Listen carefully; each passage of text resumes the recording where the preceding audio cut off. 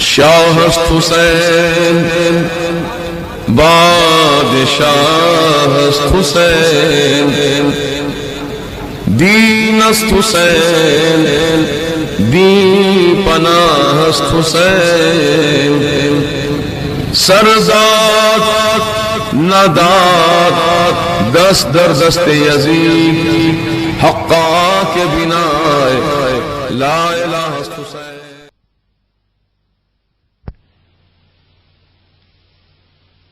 ولا تقولوا لمن يقتل في سبيل الله أموات بل أحياء ولكن لا تشعرون. وقال تعالى في مقام آخر ولا تحسبن الذين قتلوا في سبيل الله أمواتا بل أحياء عند ربهم يرزقون. صدق الله العظيم وبلغنا رسوله النبي الأمين المتين الكريم ونحن على ما قال ربنا لمن الشاهدين والشاكرين والحمد لله رب العالمين. وأفوض أمري إلى الله إن الله بصير بالعباد.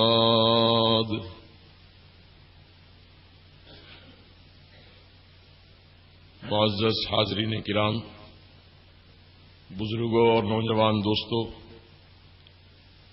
آئیے ہم اور آپ سب مل کر عقیدت و محبت کے ساتھ، کامل توجہ اور بھرپور وارفتگی کے ساتھ گنبد خضرا کی طرف لو لگا کر نورانی سنہری جالیوں کا تصور نگاہوں میں بسا کر اس گنبد خضرا میں آرام فرمانے والے آقا و مولا، لمبے لمبے ہاتھوں سے بھیک دینے والے داتا، اللہ کے حبیب، انبیاء کے خطیب، زخم خوردہ انسانیت کے طبیب، عرب کے سورج، عجم کے چاند، اللہ کے پیارے ٹوٹے ہوئے دلوں کے سہارے، آقائے نامدار مدنی تاجدار سید ابرار سرکار ابد قرار احمد مختار محمد الرسول اللہ صلی اللہ تعالی علیہ وآلہ وسلم کی بارگاہ بے کس پناہ میں ہدیہ درود و سلام پیش کریں. اللہم صلی وسلم وبارک علی سیدنا وشفیعنا وحبیبنا ونبینا ومولانا محمد کما تحب وترضى بأن تصلی علیہ صلاۃ وسلاما علیک یا سیدی یا حبیبی یا رسول اللہ صلی اللہ تعالی علیہ وسلم.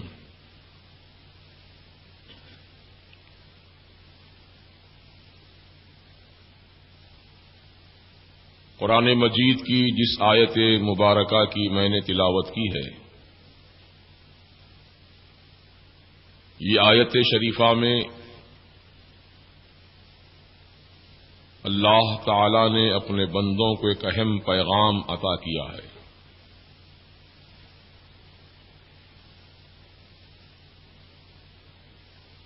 وہ اہم پیغام یہ ہے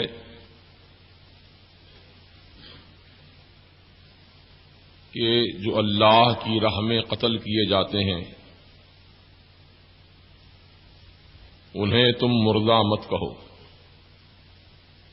بلکہ وہ زندہ ہیں.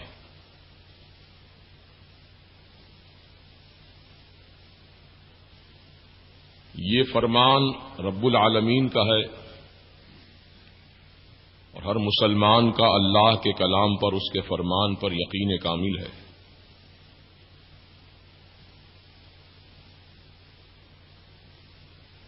شہدائے کرام یعنی خدا کی راہ میں جان دینے والے، وہ سب کے سب زندہ ہیں. ان کی زندگی ایسی پاکیزہ اور لطیف زندگی ہے کہ ہماری عقل، ہماری ناقص آنکھیں ان کی زندگی کو نہ دیکھ سکتی ہیں نہ سمجھ سکتی ہیں، کیونکہ ہمیں اتنا شعور ہی نہیں ہے۔ یہ بات جو رب نے فرمائی قرآن میں وہ ہماری عقل اور شعور سے بہت آگے ہے۔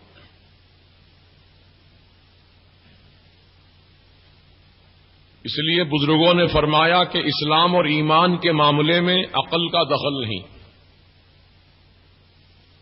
بلکہ اسلام اور ایمان کے معاملے جہاں بھی ہوں وہاں عشق و محبت کو پیش نظر رکھا جائے، کیونکہ ہماری آپ کی عقلیں ناقص عقلیں ہیں، ہمارا آپ کا علم ادھورا ناقص علم ہے۔ ہم اپنی عقل کی بنیاد پر نہ جانے اب تک کتنے فیصلے کیے جو غلط ہو گئے۔ ہم نے اپنے عقل میں یہ سوچ لیا تھا کہ یہ کام کرنے سے ہم کو فائدہ ہوگا، لیکن ہم کو دھوکہ ہو گیا، نقصان اٹھائے۔ عقل ایسی ہے کہ انسان کو دھوکہ دیتی ہے۔ لہذا اسلام اور ایمان کے جو عقیدے ہیں اس کو عقل کی کسوٹی پر نہ پرکھو۔ اگر عقل کی کسوٹی پر پرکھو گے تو گمراہی کا شکار ہو جاؤ گے۔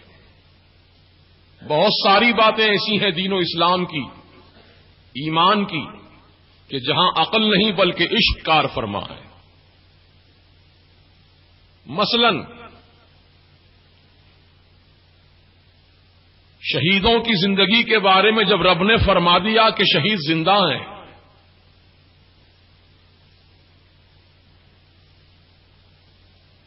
تو پھر سوال یہ پیدا ہوا، اور یہ سوال عقل نے پیدا کیا، جب وہ زندہ ہیں تو پھر نظر کیوں نہیں آتے؟ جب وہ زندہ ہیں تو نظر کیوں نہیں آتے؟ یہ عقل نے سوال کیا۔ تو عزیزان محترم، فرشتے بھی زندہ ہیں اور وہ موجود ہیں، لیکن وہ نظر نہیں آتے۔ جنات بھی مخلوق ہے خدا کی اور وہ بھی زندہ ہیں، موجود ہیں، لیکن جنات بھی نظر نہیں آتے۔ تو معلوم یہ ہوا کہ کچھ حقیقتیں ایسی ہیں جس کو ہم سب مانتے ہیں کہ بے شک ہے، فرشتے ہیں، جنات ہیں، ہوا ہے، لیکن نظر نہیں آتے۔ لیکن اسلام اور ایمان کا تقاضا یہ ہے کہ مانو، فرشتوں کو مانو، فرشتے ہیں، ہر انسان کے ساتھ فرشتے ہیں، بلکہ ہماری آپ کی تعداد سے کئی گنا زیادہ فرشتے ہمارے ساتھ ہیں۔ حدیث شریف میں آیا ہے ہر بالغ آدمی کے ساتھ 62 فرشتے ہوتے ہیں اور نابالغ بچوں کے ساتھ 60 فرشتے ہوتے ہیں۔ وہ مختلف کاموں پر مامور ہیں۔ کچھ فرشتے وہ ہیں جو نیکیوں کی ترغیب دلاتے ہیں، کچھ فرشتے وہ ہیں جو شیطان کے مکر اور فریب سے ہم کو بچاتے ہیں، کچھ فرشتے وہ ہیں جو ہماری حفاظت کا فریضہ انجام دیتے ہیں، اور کچھ فرشتے وہ ہیں جو ہمارے نامہ اعمال کو تحریر کر رہے ہیں، جن کو کرامن کاتبین کہتے ہیں۔ وہ ہر ایک کے ساتھ ہیں، میرے ساتھ بھی ہیں، آپ کے ساتھ بھی ہیں، سب کے ساتھ ہیں۔ وہ کافر ہے تو بھی اس کے ساتھ ہے، مومن ہے تو بھی اس کے ساتھ ہے، منافق کے بھی ساتھ ہے، یہودی کے بھی ساتھ ہے، نصرانی کے بھی ساتھ ہے، سب انسانوں کے ساتھ ہیں فرشتے، لیکن نظر نہیں آتے۔ اب اگر کوئی یہ کہے کہ صاحب جو چیز نظر آئے میں اسی کو مانوں گا اور جو نظر نہ آئے اسے نہیں مانوں گا، تو پھر فرشتوں کو آپ مانتے ہیں کہ فرشتے ہیں لیکن نظر نہیں آتے، لیکن پھر بھی آپ مانتے ہیں، تو اسی پر محمول کرتے ہوئے یہ بات میں کہنا چاہتا ہوں کہ شہیدوں کی زندگی بھی ہے، وہ زندگی ہے، وہ زندہ ہے۔ یہ اللہ پاک نے اپنے قرآن پاک میں اعلان فرما دیا کہ جو اللہ کی راہ میں قتل کیے جائیں تم انہیں مردہ نہ کہو بلکہ وہ زندہ ہے، وہ زندہ ہے، وہ زندہ ہے، لیکن ہمیں نظر نہیں آتے ہیں لیکن زندہ ہے۔ عزیزان محترم، جب کوئی چیز لطیف ہو جاتی ہے تو لطافت کا عالم یہ ہوتا ہے کہ ہماری کثیف آنکھیں لطیف چیز کا نظارہ نہیں کر سکتی۔ ہوا لطیف ہے، ہوا کو ہم نہیں دیکھ سکتے، لیکن یہی ہوا جب کثافت کا لباس پہن لیتی ہے تو نظر آ جاتی ہے۔ مثلاً گرد و غبار اڑ رہا ہو، گرد و غبار ہوا میں مل کر اڑ رہا ہو تو گرد و غبار کا ہوا نے جب لباس پہن لیا تو وہ ہوا ہم کو نظر آنے لگی، جب کثافت مل گئی تو نظر آنے لگی، اور جب گرد و غبار چھٹ گیا اور خالص ہوا رہ گئی، اب ہوا یہاں موجود ہے ہمارے درمیان، ہم ہوا لے رہے ہیں، یہ پنکھے کی ہوا آ رہی ہے لیکن نظر نہیں آ رہی ہے کیونکہ لطیف ہوا ہے، لطافت والی ہوا ہے۔ ہماری کثیف آنکھیں اس لطیف شے کا نظارہ نہیں کر سکتی ہے۔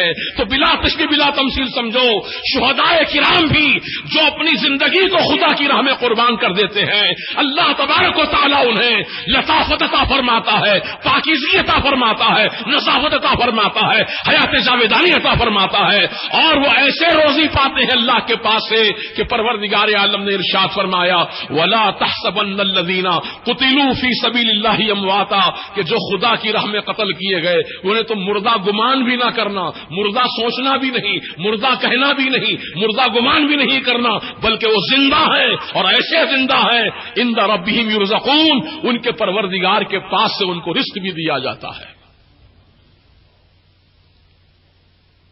تو دوستوں اور بزرگوں، امام حسین جو شہیدوں کے سردار ہیں، سید الشہداء ہیں، سیدنا علی اکبر رضی اللہ تعالیٰ عنہ شہید کربلا ہیں، سیدنا امام قاسم شہید کربلا ہیں، سیدنا علی اصغر شہید کربلا ہیں، حضرات اون و محمد شہید کربلا ہیں، حضرت عبداللہ کلبی شہید کربلا ہیں، حضرت وہب بن عبداللہ شہید کربلا ہیں، 72 نفوس قدسیہ جنہوں نے اپنی جانوں کا نذرانہ خدا کی راہ میں پیش کیا، وہ سب کے سب زندہ ہیں، شہدائے احد زندہ ہیں، شہدائے بدر زندہ ہیں، شہدائے حنین زندہ ہیں، اور اسلام کے خاطر ایمان کے تحفظ کے لیے، اسلام کی سربلندی کے لیے، اللہ کے گھروں کا تحفظ کے لیے، قانون شریعت کی حفاظت کے لیے، مسلم پرسنل لا کی حفاظت کے لیے جو اپنی جانوں کو قربان کرتے ہیں، ان کی جان گویا خدا کی راہ میں جا رہی ہے، اور یہ جتنی جان دینے والی شخصیتیں ہیں وہ سب کے سب انتقال یعنی شہید ہونے کے بعد اللہ تعالیٰ ان کو حیات جاویدانی عطا فرماتا ہے۔ اب سوال یہ پیدا ہوتا ہے کہ شہید کو شہید کیوں کہا جاتا ہے؟ شہید کے اگر معنی ڈکشنری میں آپ اٹھا کر دیکھیں گے تو 2 معنی ہیں شہید کے۔ ایک معنی ہے شہید کے جو حاضر ہے، موجود ہے، اس کو عربی زبان میں شہید کہا جاتا ہے، اور دوسرے معنی شہید کے آتے ہیں گواہی دینے والے کے۔ جو حاضر موجود ہے وہ بھی شہید ہے، اور جو گواہی دیتا ہے دیکھ کر اپنی آنکھوں سے، اس کو بھی عربی زبان میں شہید کہتے ہیں۔ تو جو خدا کی راہ میں جان قربان کیے ان کو شہید کیوں کہا گیا؟ تو عزیزو، اس کا جواب یہ دیا جاتا ہے کہ جب بندہ مومن اللہ کی راہ میں اپنا گلا کٹاتا ہے، اس کی گردن پر جب وار ہوتا ہے تلوار کا، اس کے جسم کو جب زخمی کیا جاتا ہے، جب خون کے فوارے بہتے ہیں، تو اس وقت اللہ تبارک و تعالی کا دیدار اور اللہ کے پیارے حبیب کا دیدار اس کو نصیب ہوتا ہے، اور وہ اللہ اور رسول کا جلوہ دیکھتا ہے اپنی آنکھوں سے، اور دیکھ کر کہتا ہے اشہد ان لا الہ الا اللہ واشہد ان محمدا عبدہ ورسولہ، میں گواہی دیتا ہوں کہ اللہ کے سوا کوئی معبود نہیں، میں گواہی دیتا ہوں کہ حضرت محمد مصطفیٰ صلی اللہ تعالی علیہ وسلم اللہ کے بندے خاص بھی ہیں اور اس کی خاص رسول بھی ہیں۔ تو شہید ہونے والا بوقت شہادت اللہ کا اور اللہ کے رسول کا دیدار اپنے ماتھے کی آنکھوں سے دیکھتا ہے، ان کا جلوہ اپنے سر کی آنکھوں سے دیکھتا ہے اور دیکھ کر گواہی دیتا ہے، اس لیے خدا کی راہ میں جان دینے والوں کو شہید کہا گیا کہ وہ خدا اور رسول کا جلوہ دیکھ کر گواہی دیتے ہیں۔ اسی لیے حدیث پاک میں آیا ہے کہ جب شہدائے کرام کو جنت میں داخل کیا جائے گا، جنت کی نعمتیں اللہ تعالیٰ انہیں عطا فرمائے گا، جنت کی باغ و بہار ان کو دی جائے گی، حور و غلمان ان کی خدمت میں دیے جائیں گے، شرابن طہورا کی پاکیزہ نہریں ان کے سامنے بہ رہی ہوں گی اور سلسبیل کی نہریں بہ رہی ہوں گی، کوثر کے جام بھر بھر کے ان کو پلائے جا رہے ہوں گے، یہ ساری نعمتوں سے بہراور ہو رہے ہوں گے شہدائے کرام۔ تو اللہ سبحانہ و تعالی اپنے فرشتوں سے فرمائے گا، اے میرے فرشتوں پوچھو میرے ان شہید بندوں سے جو میری راہ میں جان قربان کر کے جنت کا اعلی مقام پائے ہیں، ان سے پوچھو میری جنت کیسی لگی، ان سے پوچھو جنت کیسی لگی، جنت کیسا مقام ہے۔ تو شہدائے کرام سے فرشتے پوچھیں گے، اے اللہ کے بندو، اے شہدائے کرام بتاؤ اللہ تعالی کی مبارک جنت تمہیں کیسی نظر آئی؟ تو شہدائے کرام عرض کریں گے کہ ہاں ہاں بے شک جنت بہت اعلیٰ ترین باغات ہیں، بہت ہی یہاں پر نعمتیں ہی نعمتیں ہیں، ہر طرح کا آرام ہے، ہر طرح کا سکون ہے، ہر طرح کا قرار ہے، ہم جو چاہتے ہیں وہ چیز ہمارے سامنے موجود ہو جاتی ہے۔ وَلَكُمْ فِيهَا مَا تَشْتَهِي أَنفُسُكُمْ، جو تمہارا جی چاہے گا اللہ تمہیں عطا کر دے گا۔ تم ابھی سوچ ہی رہے ہوں گے کہ یہ چیز مجھے مل جائے تو اچھا ہے، بس وہ چیز تمہارے سامنے موجود ہو جائے گی۔ جنت ایسا عالی شان مقام ہے، جنت ایسا عالی شان باغ ہے، وہ نعم کا باغ ہے، نعمتوں کا باغ ہے، رحمتوں کا باغ ہے، اللہ تعالیٰ اپنے بندوں کو عطا فرمانے والا ہے۔ تو شہدائے کرام عرض کریں گے کہ بے شک جنت میں ہر طرح کی نعمت ہے، لیکن ایک چیز کی کمی ہے۔ فرشتے حیرت سے پوچھیں گے، اے اللہ کے بندو وہ کون سی چیز کی کمی ہے جنت میں؟ یہاں تو سب کچھ موجود ہے، کیا چاہتے ہو تم؟ سب کچھ موجود ہے، پھر کمی کس کی نظر آئی؟ تو شہدائے کرام عرض کریں گے کہ جنت میں بے شک سب کچھ ہے، ہم اللہ کی نعمتوں کی ناشکری نہیں کرتے ہیں بلکہ شکر بجا لاتے ہیں، الحمدللہ کہتے ہیں۔ لیکن اے اللہ کے فرشتوں، جنت میں میدان جہاد نہیں ہے، سب کچھ ہے لیکن میدان جہاد نہیں ہے، دشمن کی تلوار نہیں ہے۔ ہماری تمنا اگر فرشتوں تم پوچھنا چاہتے ہو تو یہی ہے کہ اللہ تعالی ہم کو جنت سے واپس دنیا کے اندر بھیج دے، پھر ہم میدان جنگ میں جائیں اور دین اسلام کی حمایت کے لیے اللہ کی محبت میں، رسول پاک کی محبت میں، شریعت مطہرہ کی محبت میں، قرآن کی عظمت کی محبت میں، کعبے کے جلال و جلال کی محبت میں اپنی جانوں کو ہم خدا کی راہ میں پھر قربان کریں اور اللہ کی راہ میں ہم قربان کر کے اپنی جانوں کو پھر حاضر آئیں۔ تو فرشتے جواب سن کر اللہ تبارک و تعالیٰ کی بارگاہ میں عرض کریں گے تو اللہ تبارک سبحانہ و تعالیٰ نے انہیں یہ جواب ارشاد فرمایا کہ اب دنیا ختم ہو چکی ہے، اے میرے شہید بندو تمہاری اس نیت خیر کا صدقہ میں تم کو عطا کروں گا کہ اب روزانہ میں تم کو اپنا دیدار عطا کروں گا۔ تو دوستو، شہدائے کرام شہید ہونے کے بعد جنت کی نعمتوں سے مالا مال ہونے کے بعد پھر بھی یہ تمنا کر رہے ہیں کہ اللہ تعالی ہم کو واپس پھر دنیا میں بھیجے اور پھر میدان جہاد میں ہم جائیں اور اللہ کی راہ میں اپنی جان قربان کریں۔ تو شہدائے کرام عرض کرتے ہیں کہ جو لذت، جو مزہ، جو کیفیت تلوار چلتی ہے گردن پر دشمن کی، اس وقت اللہ کا جب دیدار سامنے ہوتا ہے، ہمارے رسول کا دیدار سامنے ہوتا ہے ہمارے، تو وہ لذت جو ہم کو اس وقت نصیب ہوتی ہے وہ لذت ہم کو جنت میں بھی نہیں مل رہی ہے. اللہ، اس لیے وہ تمنا کرتے ہیں دنیا میں آنے کی. تو اے ایمان والو، ہم آپ سے یہی پیغام حق سنانا چاہتے ہیں کہ انسان دنیا میں پیدا کیا گیا ایک مقصد کے تحت. انسان کی تخلیق کا ایک بہت عظیم مقصد ہے. وہ مقصد کیا ہے؟ اللہ کی عبادت کرنا. اللہ کی عبادت کرنا. ہماری آپ کی سب کی پیدائش کا مقصد عبادت ہے. اور عبادت کس مقصد سے کی جاتی ہے؟ عبادت کا کیا مقصد ہے؟ تو تفسیر قرآن میں آیا ہے کہ اے لتعرفون، یعنی عبادت تم اس لیے کر رہے ہو تاکہ اللہ تعالی کا عرفان تمہیں نصیب ہو جائے. اللہ کا عرفان، اللہ کی پہچان تمہیں ہو جائے، اس لیے ہم عبادت کر رہے ہیں.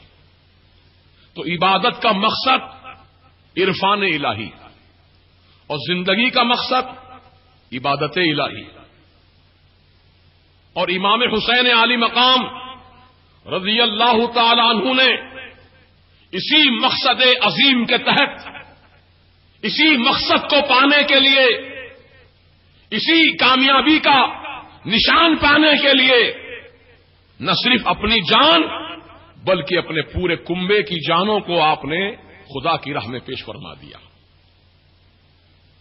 یہ قربانی کوئی معمولی قربانی نہیں ہے، بہت عظیم قربانی ہے، بہت عظیم قربانی ہے.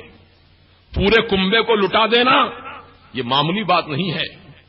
محترم سامعین، ہم اپنی جانوں سے بڑی محبت کرتے ہیں، اپنی اولاد سے ہم بہت محبت کرتے ہیں. اگر اولاد کو ذرا سا بخار آ جائے، اسے سردی لگ جائے، چھینکیں آ جائیں تو ہماری راتوں کی نیند اڑ جاتی ہے. ہم فکر کرتے ہیں کہ کس طرح اس کو صحت مند بنائیں، کون سے ڈاکٹر کے پاس لے کے جائیں، کس کا علاج کروائیں تاکہ یہ صحت پا سکے. ہم کو اتنا محبوب ہے. ہر انسان کی فطرت ہے کہ اپنی اولاد سے محبت کرتا ہے. لیکن امام حسین عالی مقام رضی اللہ تعالیٰ عنہ جو عرفان الہی کی منزلوں کو پا چکے تھے، جو اللہ کا عرفان حاصل کر چکے تھے، ان کی نظر میں اولاد محبوب نہیں تھی بلکہ رضا الہی محبوب تھی. اسی رضا الہی کے خاطر آپ نے اپنی جان عزیز کو، اپنے لخت جگر کو، اپنے جوان کڑیل بیٹوں کو، سب کو پیش کر دیا قربانی کے لیے. تو ہم ان مبارک ہستیوں کی ان عظیم الشان بے مثال قربانیوں کو ہم یاد رکھیں، ہمیشہ یاد رکھیں. اور آپ بھی اس بات کی کوشش کریں، اس بات کی جد و جہد کریں کہ ہم اسلام کے لیے، اسلام کی سربلندی کے لیے، قانون شریعت کی حفاظت کے لیے، اللہ کے مقدس گھروں کی تقدس اور اس کی عظمت کو بحال رکھنے کے لیے اگر وقت آ جائے تو ہم بھی اسی طرح اپنے اسلاف کی طرح، اپنے اکابر بزرگوں کی طرح، نواسۂ رسول کی طرح، سبط پیغمبر کی طرح ہم بھی اپنی جانوں کا نذرانہ خدا کی راہ میں پیش کریں. اور یہ جان تو ایک دن جانی ہے، یہ جان تو ایک دن جانی ہے، لیکن وہ جان جو خدا کی راہ میں جائے وہ کتنی محبوب ترین جان ہے جو خدا کی راہ میں جاتی ہے، اور اللہ تعالیٰ اس کو حیات جاویدانی پھر عطا فرماتا ہے، ہمیشہ کی زندگی عطا فرماتا ہے. تو دوستو اور بزرگوں، آج محرم کی 10 تاریخ گزر گئی تو ساری دنیا نے، ساری دنیا کے انسانوں نے، چاہے ان کا تعلق کسی بھی رنگ و نسل سے ہو، کسی بھی مذہب و علاقے سے ہو، ان سب انسانوں نے، جو واقعی انسان ہے اس انسان نے غم حسین میں اپنی آنکھ سے آنسو بہائے ہیں. ان کو دل کی گہرائیوں سے یاد کیا ہے کہ کیا عظیم ہستی ہے امام حسین کی، کہ جو دنیا کو قربان کر رہے ہیں، اپنے وطن کو قربان کر رہے ہیں، اپنی مال و دولت کو قربان کر رہے ہیں، اپنی جان عزیز کو قربان کر رہے ہیں. یہ ساری قربانیاں، حالانکہ ان قربانیوں کو گزرے ہوئے تقریباً 1350 سال کا عرصہ بیت گیا، اور 1350 سال کا زمانہ کوئی معمولی زمانہ نہیں ہے، بہت طویل زمانہ ہے، بہت لمبا زمانہ ہے۔ لیکن اتنا طویل زمانہ گزرنے کے بعد بھی امام حسین کے چاہنے والے لاکھوں کروڑوں اربوں کی تعداد میں ہیں۔ یہ آپ کی حقانیت کی دلیل ہے۔ اور عزیزو کیوں نہ ہو، کیونکہ ان سے محبت کرنا ہی ہمارے لیے ضروری قرار دیا گیا ہے، اور قرآن کریم کے اندر اللہ تعالیٰ نے اہل بیت اطہار سے محبت کرنے کا ہمیں حکم دیا ہے۔ ارشاد ربانی ہے، قل لا اسألکم علیہ اجرا الا المودۃ فی القربا، اے میرے حبیب تم فرماؤ میں تم سے دنیا کی اجرت نہیں مانگتا ہوں، میں نے تم کو جو دین اسلام پہنچایا، قرآن عظیم کی دولت تمہارے حوالے کی، اسلام کی تعلیمات میں نے تمہارے حوالے کی، تو میں اس کے عوض میں تم سے دنیا کی دولت نہیں مانگتا ہوں۔ ہاں اگر میں کوئی چیز تم سے مانگتا ہوں تو بس اہل بیت اطہار کی محبت مانگتا ہوں، میرے قرابت داروں کی محبت مانگتا ہوں۔ تو عزیزان محترم، تو ان سے محبت کرنا ایمان کی جان ہے، ان سے محبت کرنا ایمان کی روح ہے، ان سے محبت کرنا اصل ایمان ہے۔ لہذا ہم اپنی محبت کا ہمیشہ ثبوت دیتے رہیں۔ اب محبت کے کئی طریقے ہیں، محبت کے کئی انداز ہیں۔ جلسہ کرنا بھی محبت کا ثبوت ہے، اور ان کے نام سے شربت بنا کر پیاسوں کو پلانا بھی محبت کا ثبوت ہے، اور ان کے نام سے کھچڑا بنا کر غریبوں فقیروں محتاجوں کو عام خاص لنگر تقسیم کرنا بھی محبت کا ثبوت ہے، اور قرآن خوانی کرنا بھی محبت کا ثبوت ہے، نوافل پڑھ کر اس کا ثواب پہنچانا بھی محبت کا ثبوت ہے۔ یقیناً یہ سارے کام جائز ہیں، ان کو آپ بلا خوف خطر آپ ان کاموں کو انجام دیتے رہیں۔ اگر کوئی بھی بدبخت امام حسین کا دشمن آپ سے کہتا ہو کہ شربت نہ بناؤ، کھچڑا نہ بناؤ، یہ تبرکات نہ بناؤ، یہ سب اصل چیز نہیں ہے، بلکہ امام حسین کی یاد ہی مت مناؤ، کیونکہ ان کی یاد بنانا بھی کہیں لکھا ہوا نہیں ہے۔ ایسی باتیں جو آپ کے سامنے کہتے ہیں، سمجھ لو وہ دشمن حسین ہے، وہ باغی حسین ہے، وہ غدار حسین ہے، اور وفادار حسین کی علامت یہ ہوتی ہے، حسین کے چاہنے والے کی پہچان یہ ہوتی ہے کہ امام حسین کو یاد بھی کرتا ہے، ان کے نام سے ایصال ثواب بھی کرتا ہے، ان کے نام سے تبرکات بھی تقسیم کرتا ہے۔ اب تبرکات چاہے وہ شربت کی شکل میں ہو، چاہے روٹ کی شکل میں ہو، چاہے چونگا بتی کی شکل میں ہو، چاہے کھچڑے کی شکل میں ہو، آپ کسی بھی انداز سے اللہ نے جو بھی آپ کو نوازا ہے اپنے کرم سے فضل سے، آپ اللہ کی دی ہوئی نعمتوں کو آپ بطور تبرک بنا کر تقسیم کر سکتے ہیں غریبوں فقیروں محتاجوں میں۔ اللہ تعالیٰ اس کا بہترین اجر و ثواب آپ کو عطا فرمائے گا۔ اور یوم عاشورہ کے دن، یوم عاشورہ کی فضیلت یہ بتائی گئی کہ عاشورہ کے دن جو چیز آپ پکا کر آپ اپنے اہل و عیال کو کھلائیں، یا دوست احباب کو کھلائیں، یا رشتہ داروں کو کھلائیں، یا غریبوں محتاجوں کو کھلائیں، تو اللہ تعالیٰ اس رزق میں جو آپ نے کھلایا ہے، اس روزی میں اللہ تعالیٰ سال بھر تک برکتیں ہی برکتیں عطا فرماتا ہے۔ سبحان اللہ سبحان اللہ۔ تو ہم آپ سب یقیناً ایصال ثواب بھی کریں اور خوب کریں، ڈنکے کی چوٹ کریں، کسی سے ڈرنے کی ضرورت نہیں ہے، ہم کوئی ناجائز حرام کام نہیں کر رہے ہیں، بلکہ الحمدللہ ہم اپنے بزرگوں کے طریقے پر عمل کر رہے ہیں۔ اور ہمارے آقا و مولا حضور سید عالم صلی اللہ تعالی علیہ وسلم نے خود ارشاد فرمایا ہے، اطعموا الطعام اطعموا الطعام، تم لوگوں کو کھانا کھلایا کرو، بھوکوں کو کھانا کھلایا کرو، پیاسوں کو پانی پلایا کرو۔ صحابہ کرام نے تو اپنے جیب خاص سے پیسہ خرچ کر کے کنویں خرید کر کے مسلمانوں کے لیے وقف کر دیا، تاکہ مسلمان اس کنویں کا میٹھا پانی پی کر جو ہے اپنی پیاس بجھاتے رہیں۔ اب عزیزان محترم، الحمدللہ ہمارے پاس بھی یہ طریقہ ہے کہ ہم پانی بھی پلاتے ہیں، شربت بھی پلاتے ہیں، اور تبرکات بھی جو ہے مختلف انداز سے پکا کر کھلاتے ہیں۔ تو مقصد یہی ہوتا ہے کہ اس کا ثواب پہنچا دیا جائے امام حسین علی مقام رضی اللہ عنہ کی روح اقدس کو اور تمام شہیدان کرب و بلا کو۔ جو مستحسن اقدام ہے، جو مستحب کام ہے، جائز کام ہے، کر سکتے ہیں، لیکن یہ کام کرنا ہمارے لیے مستحب ہے اور جائز کام ہے۔ اور عزیزان محترم، یقین جانیے جب آدمی کو کسی سے محبت ہوتی ہے تو اس کی محبت میں خرچ بھی کرتا ہے، اس کی محبت میں جلسہ بھی مناتا ہے، اس کی محبت میں اس کی یاد بھی مناتا ہے. یہ محبت کی دلیل ہوا کرتی ہے. آپ کو اگر کسی سیاسی لیڈر سے اگر محبت ہو جائے اور وہ سیاسی لیڈر آپ کے محلے میں دورہ کرنے کے لیے آ جائے تو آپ پھولوں کا ہار لے کر کھڑے رہتے ہیں، گل پوشی کرنے کے لیے، آؤ بھگت کرنے کے لیے، ویلکم کرنے کے لیے. بتاؤ کیا کسی سیاسی لیڈر کی آمد پر پھولوں کا ہار پلانے کا ثبوت قرآن حدیث میں مل سکتا ہے؟ کہیں قرآن حدیث میں اس کا ذکر موجود ہے؟ لیکن آپ بڈنکے کی چوٹ کرتے ہیں. کیوں کرتے ہیں؟ کیونکہ آپ کو اس لیڈر سے محبت ہے، اس لیڈر سے آپ کو محبت ہے، اس عوامی رہنما سے آپ کو محبت ہے، اور محبت کا ثبوت اس طرح دیتے ہیں کہ اس کی گلپوشی کرتے ہیں یا اس کی خدمت میں کوئی تحفہ پیش کرتے ہیں. یہ محبت کا ثبوت ہوتا ہے. اور آپ شادی بیاہ میں جاتے ہیں، آپ ولیمہ کی دعوت میں جاتے ہیں، عقیقہ کی دعوت میں جاتے ہیں تو خالی ہاتھ نہیں جاتے ہیں، بلکہ آپ دلہا کے ہاتھ میں اور عورتیں دلہن کے ہاتھ میں کچھ نہ کچھ سلامی رکھتی ہیں، نذرانے پیش کرتے ہیں، تحفے پیش کرتے ہیں. کیا مجھے بتاؤ جب دعوت دینے والے نے آپ کو رقعہ دیا تھا تو رقعے میں لکھا تھا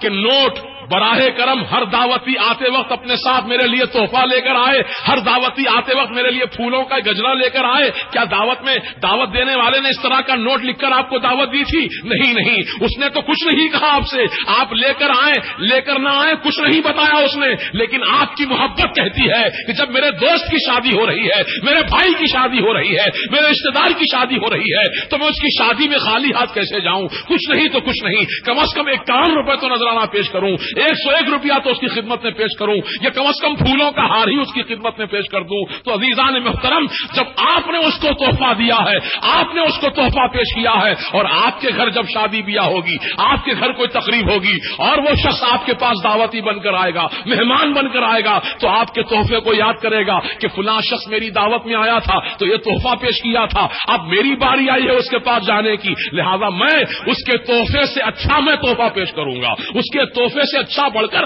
تحفہ میں پیش کروں گا. چنانچہ وہ آنے والا آپ کی خدمت میں اچھے سے اچھا تحفہ پیش کرتا ہے. تو عزیزوں، اگرچہ کہ وہ آپ کے تحفے کا محتاج نہیں تھا، آپ اس کے تحفے کے محتاج نہیں ہیں، لیکن یہ محبت کے تقاضے ہوتے ہیں، یہ محبت کے اصول و ضابطے ہوتے ہیں کہ جب کسی کے پاس ہم جاتے ہیں تو خالی ہاتھ نہ جائیں بلکہ کچھ نہ کچھ تحفہ لے کر جائیں. امام حسین بھی ہماری شربت کے محتاج نہیں ہے، ہمارے تبرکات کے محتاج نہیں ہے، یہ ہماری محبت ہے کہ حسین جب آپ نے اپنی جان کو قربان کیا ہے خدا کی راہ میں تو کیا آپ کی محبت میں کیا ہم کچھ پیسہ قربان نہیں کر سکتے؟ آپ کی محبت میں کیا ہم کچھ تبرکات پیش نہیں کر سکتے؟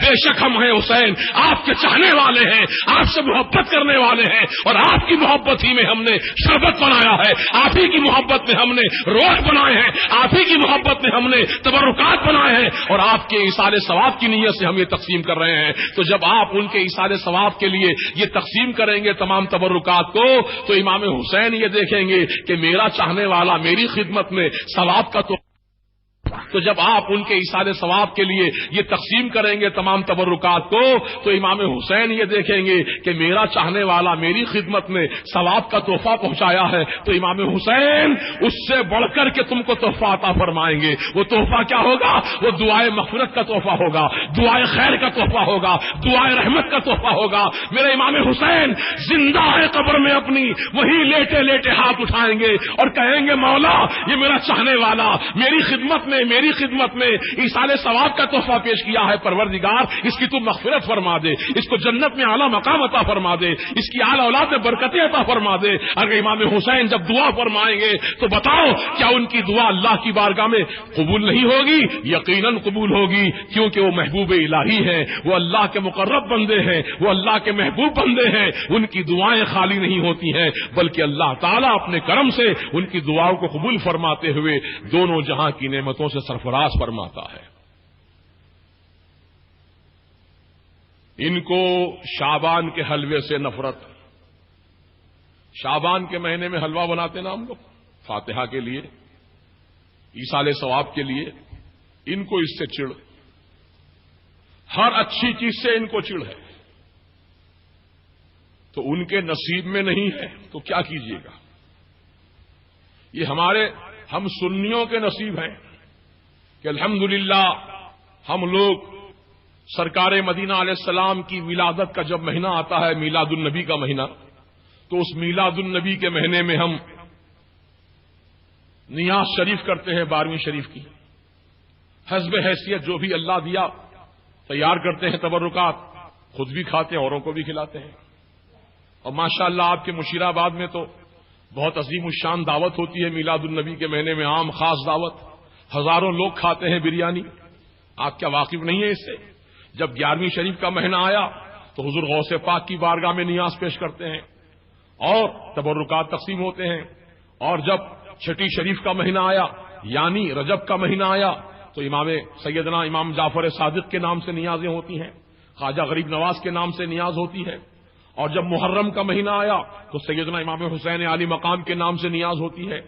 تو یہ نیازیں، یہ تبرکات تو ہم سنیوں کے مقصوم میں ہیں، اور ان کو اس سے چڑ ہے. کہتے ہیں شربت مت پیو، کھچڑا مت کھاؤ، اس کی کوئی اصل نہیں ہے. میں آپ سے پوچھنا چاہتا ہوں، انصاف کی بنیاد پہ بولیے، یہ بتائیے شربت بنتا کس چیز سے آخر؟ کیا شراب سیندی سب ملا کر مکس کر کے شربت بناتے ہیں؟ بولیے نہیں نا. شربت میں ساری کی ساری کھانے کی پاکیزہ چیزیں ہی ملائی جاتی ہیں.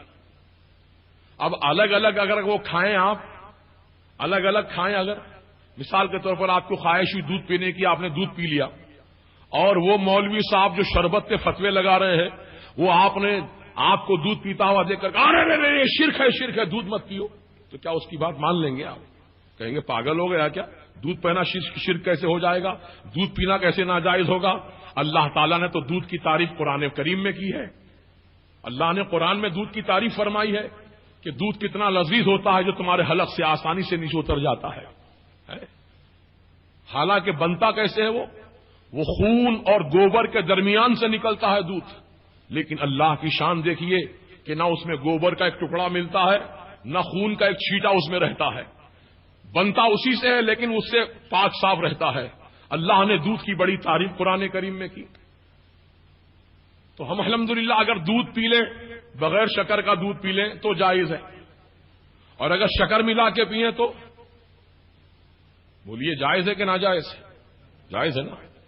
اچھا اس میں اگر بادام پستہ بھی تھوڑا ملا دیں تو جائز.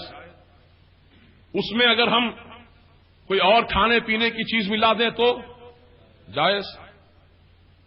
ہم جائز چیزوں کو تو ملا کر شربت بنا رہے ہیں، اس کا نام شربت.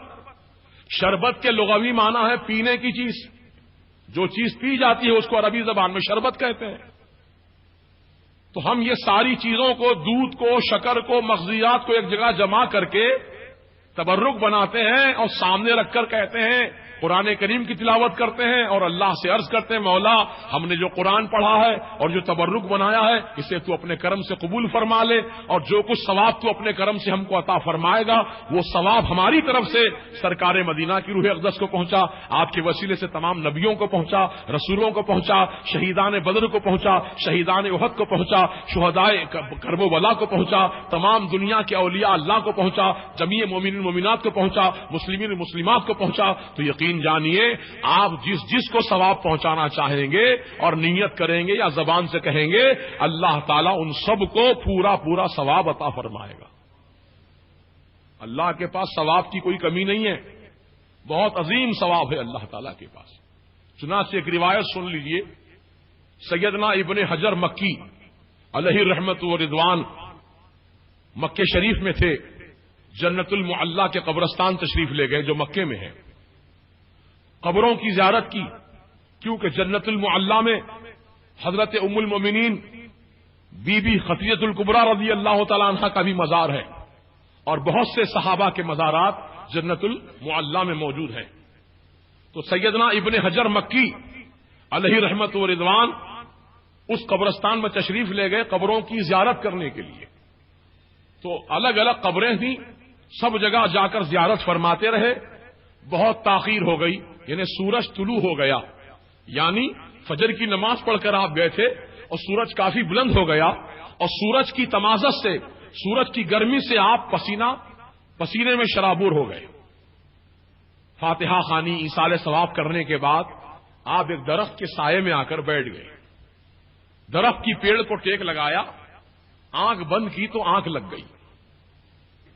اللہ تعالیٰ نے آپ کو ایک منظر عالم رویا میں دکھایا، یعنی خواب میں منظر دیکھ رہے ہیں. کیا دیکھ رہے ہیں؟ کہ جنت المعلا کے جتنے بھی قبر والے ہیں وہ سب اپنی اپنی قبروں سے باہر نکل رہے ہیں، اور ان کے ہاتھوں میں بڑے بڑے تشت ہیں، بڑے بڑے طباق ہیں، اور وہ ایک دوسرے کو کچھ تقسیم کر رہے ہیں.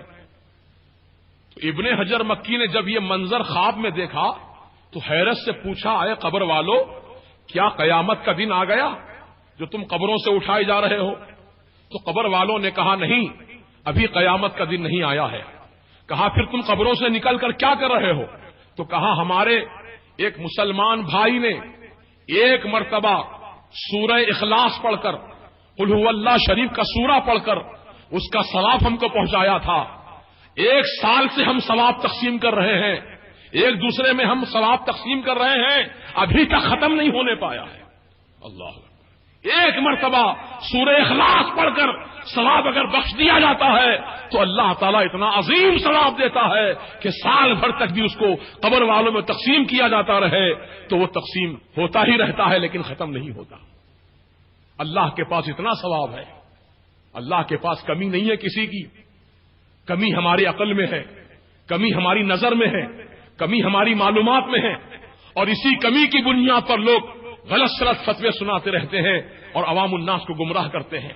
جبکہ حقیقت یہ ہے کہ ایک مرتبہ آپ قرآن شریف کا ایک سورہ پڑھیں گے، یعنی سورہ فاتحہ پڑھیں گے، تو اللہ کے رسول علیہ السلام نے فرمایا ہے کہ سورہ فاتحہ کی ایک مرتبہ جو مسلمان تلاوت کرتا ہے اللہ سبحانہ و تعالی اسے 7 مرتبہ قرآن شریف پڑھنے کا ثواب عطا فرماتا ہے.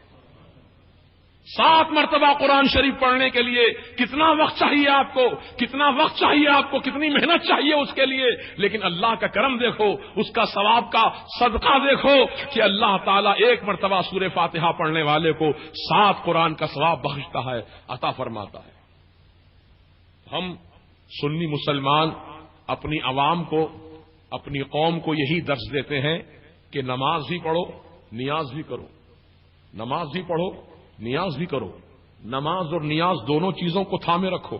ایسا نہ ہونے چاہیے کہ آپ نیاز تو پابندی سے کر رہے ہیں اور نماز چھوڑ دیے ہیں، تو ایسا نہیں ہونا، بلکہ پہلے نماز ادا کرو، پھر اللہ کے رسول کی بارگاہ میں، اللہ والوں کی بارگاہ میں، شہیدان کرام کی بارگاہ میں اپنی طرف سے نیاز پیش کرو.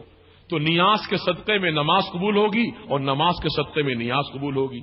اور جو شخص نماز کو تو پکڑ لیا لیکن نیاز کو چھوڑ دیا، اس کی نمازیں زمین و آسمان کے بیچ میں لٹکتی رہیں گی. یہ بھی مسئلہ ہے، نماز کو پڑھ رہا ہے پابندی سے لیکن نیاز نہیں کرتا تو اس کی نمازیں لٹکتی رہیں گی، منہ پر مار دی جائیں گی. اور جو بندہ مومن نماز بھی ادا کرتا ہے اور نیاز بھی ادا کرتا ہے، اللہ تعالیٰ اس کی نماز اور نیاز دونوں کو قبول فرماتا ہے نا.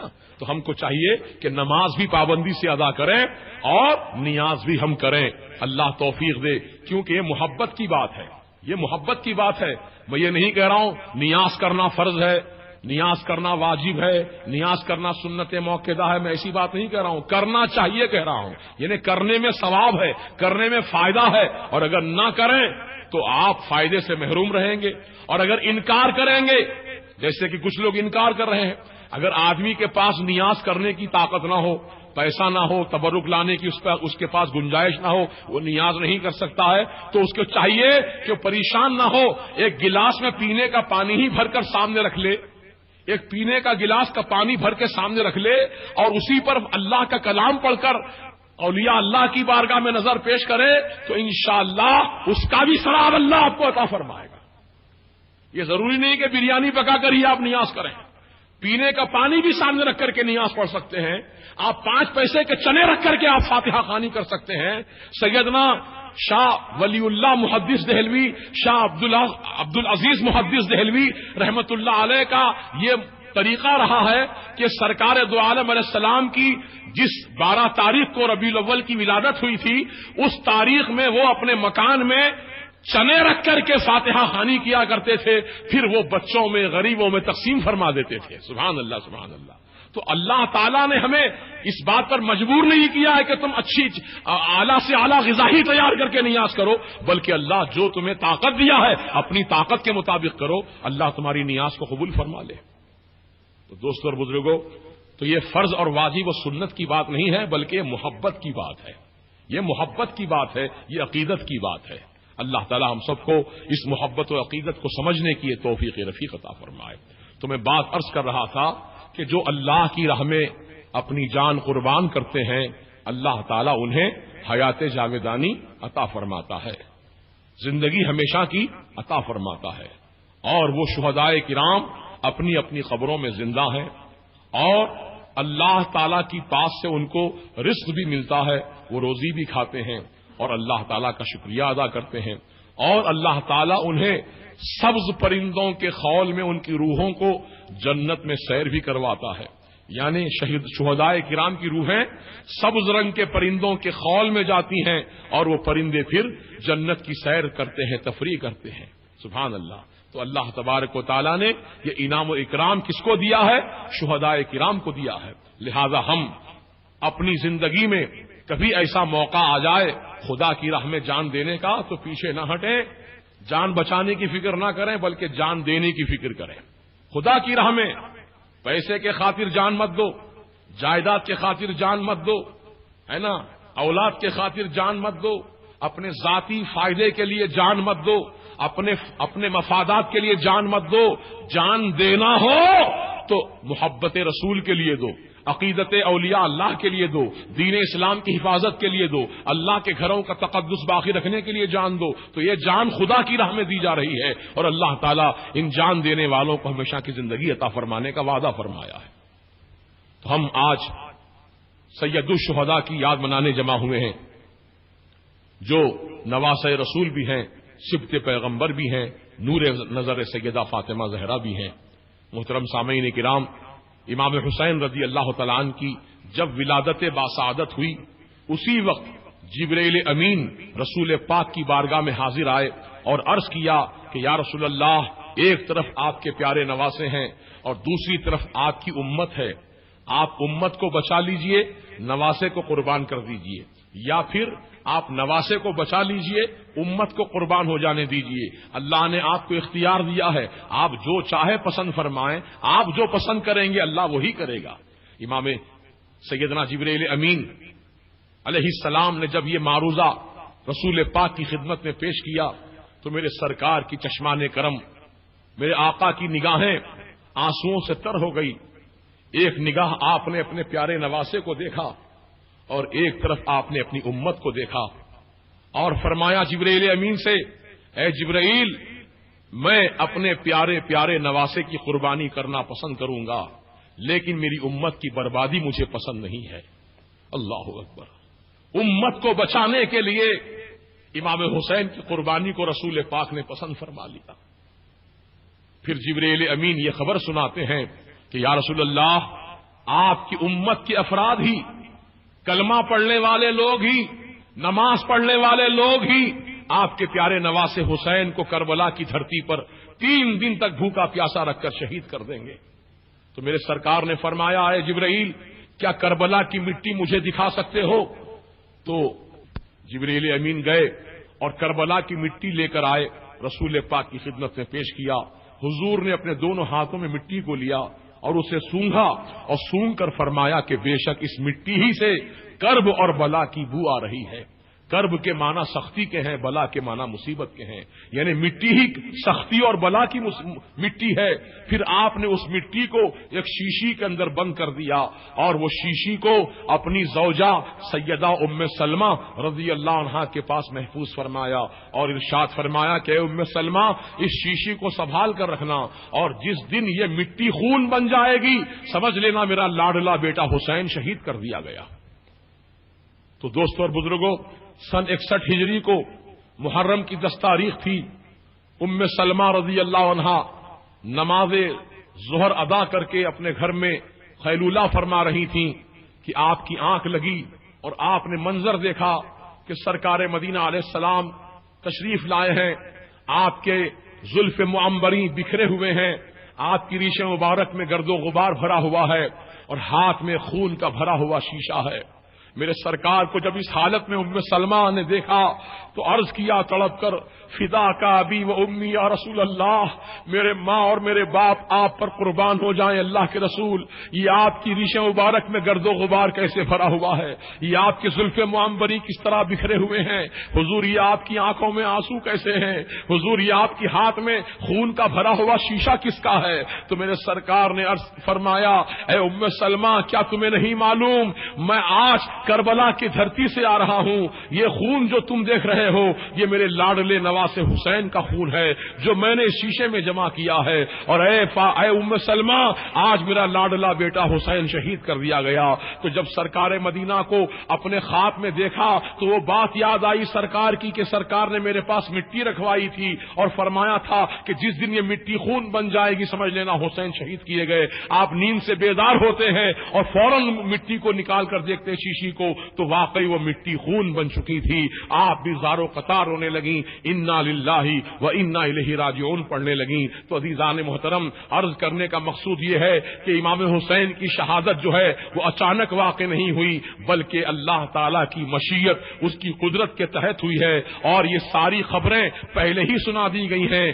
آدمی کو پہلے سے اگر جان جانے کا علم ہو جائے کہ میری جان یہاں پر جانے والی ہے تو آدمی وہاں جانے سے گھبراتا ہے، وہاں جانے سے بچتا ہے کہ میری جان یہاں جانے والی ہے۔ اور اگر کسی کو پتہ نہ ہو جان جانے کا، چلتے چلتے اچانک حادثہ ہو گیا، ایکسیڈنٹ ہو گیا اور آدمی کا دیہانت ہو گیا، آدمی مر گیا، تو عزیزو یہ مرنا اور بات ہے اچانک، لیکن جان بوجھ کر موت کی آنکھوں میں آنکھیں ڈال کر مسکرانا یہ تو امام حسینی کا کام تھا۔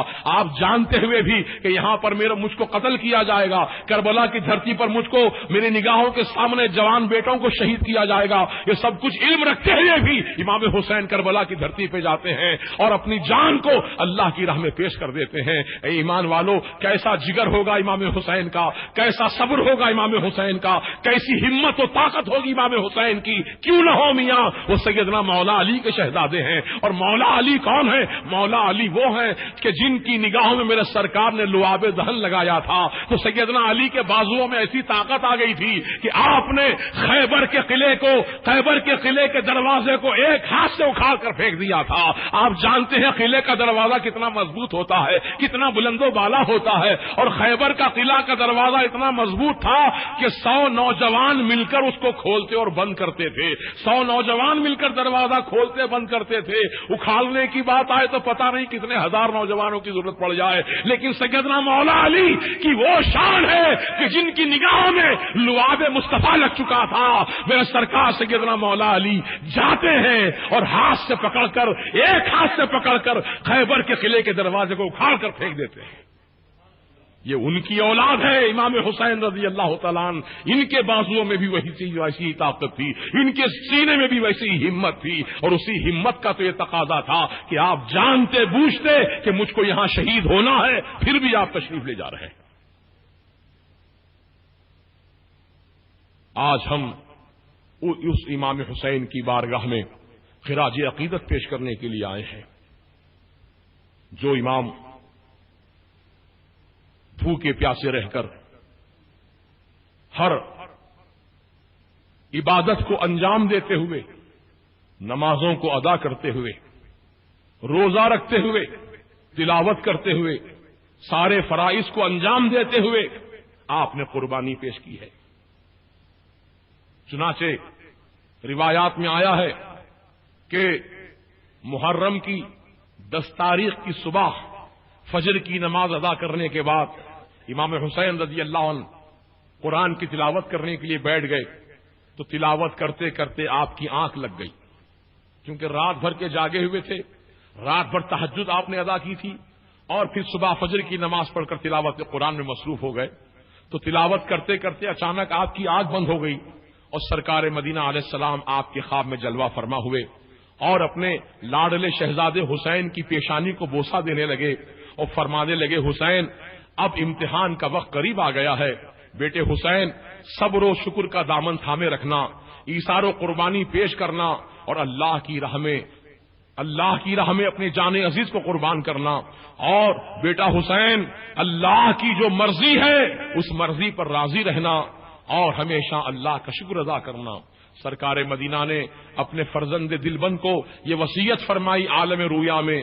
امام حسین کی جب آنکھ کھلی تو آپ نے اپنے خیمے والوں کو اپنے گھر کی عورتوں کے سامنے خواب بیان کیا کہ ابھی ابھی میں نے خواب دیکھا ہے. تو سیدہ زینب نے بھی اپنا خواب بیان کیا کہ اے بھائی حسین میں بھی ابھی فجر کی نماز پڑھ کر ذکر میں مصروف تھی کہ میری بھی آنکھ لگ گئی تو کیا دیکھتی ہوں کہ ایک سفید چادر اوڑھی ہوئی مقدس خاتون ہے جو کربلا کی سرزمین کو اپنے ہاتھوں سے صاف کر رہی ہیں, کربلا کے کنکروں کو چن رہی ہیں.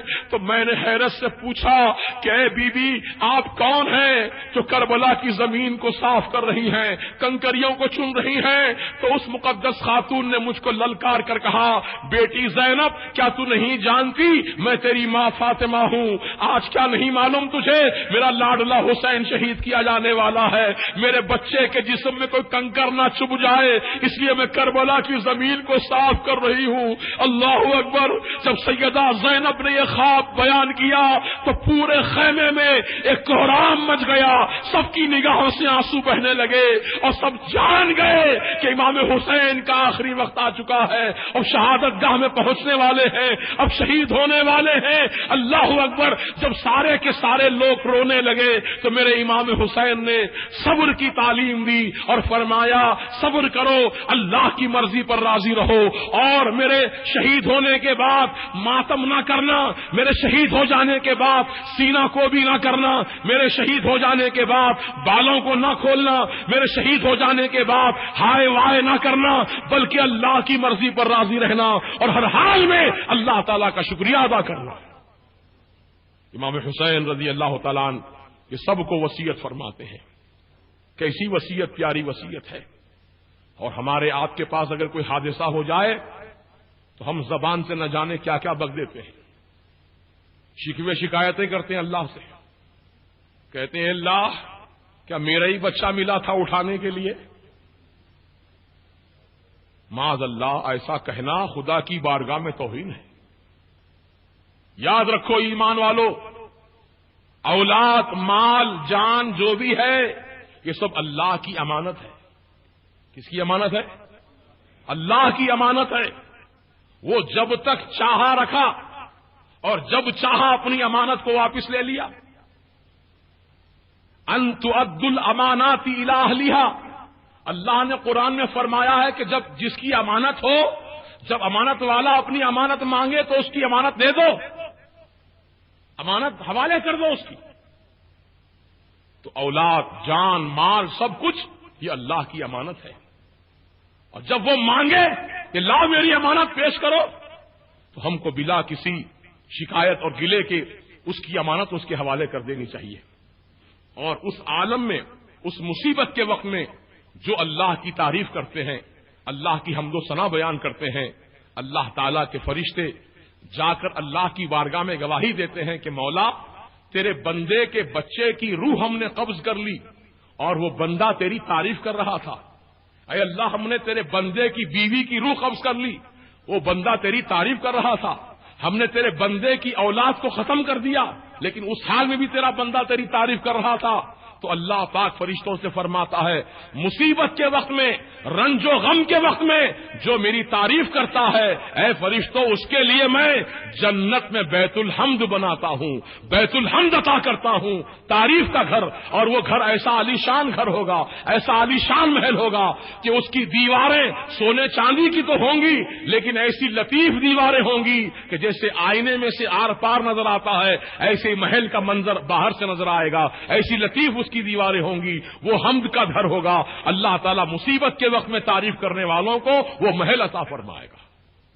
لہذا کوئی رنج و غم آئے ہمارے پاس تو گلا شکوا نہ کریں اللہ کی بارگاہ میں, بلکہ اس وقت میں بھی اللہ کی تعریف کریں, اللہ کی حمد و ثنا بیان کریں اور اللہ کی مرضی پر راضی رہتے ہوئے اللہ کا شکر ادا کریں. یہ کردار حسینی یہی رہا ہے اور ہم سب کو بھی اسی کردار پر عمل کرنے کی ضرورت ہے. امام حسین عالی مقام رضی اللہ تعالیٰ عنہ کی شہادت جس حالت میں ہوئی ہے آپ جانتے ہیں, واقعات سن چکے ہیں. واقعہ نگاری کرنا میرا مقصد نہیں ہے بلکہ اس واقعے کی اہمیت کو دکھانا مقصد ہے کہ امام حسین جب تنہا میدان کربلا میں تشریف لے گئے اور چاروں طرف سے ظالموں نے آپ پر تلواریں چلائیں, تیر پھینکے، نیزے مارے، یہاں تک کہ امام حسین کا جسم لہو لہان ہو گیا۔